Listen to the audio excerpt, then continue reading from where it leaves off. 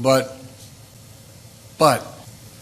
we the people must decide whether the rule of law will prevail, whether we will allow the dark forces that thirst for power put ahead of the principles that we've long guided us.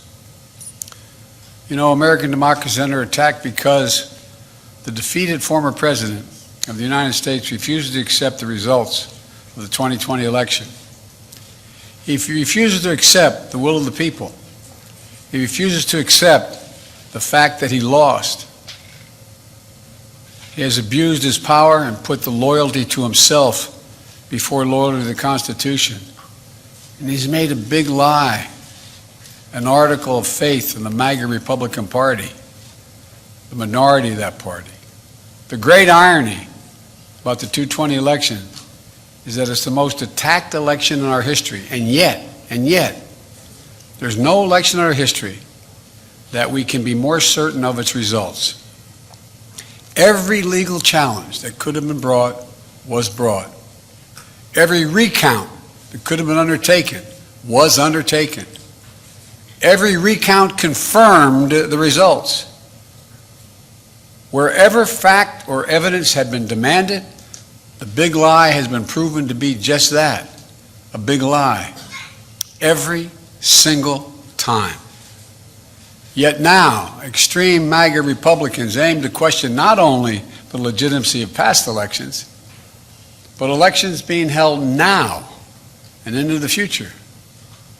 The extreme MAGA element of the Republican Party, which is a minority of that party, as I said earlier, but is its driving force, is trying to succeed where they failed in 2020, to suppress the right of voters and subvert the electoral system itself. That means denying your right to vote and deciding whether your vote even counts.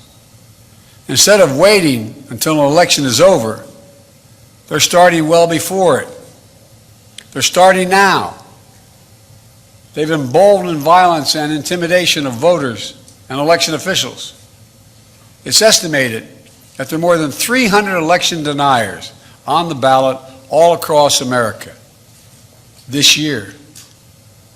We can't ignore the impact this is having on our country. It's damaging, it's corrosive, and it's destructive. And I want to be very clear. This is not about me. It's about all of us. It's about what makes America, America. It's about the durability of our democracy. For democracies are more than a form of government.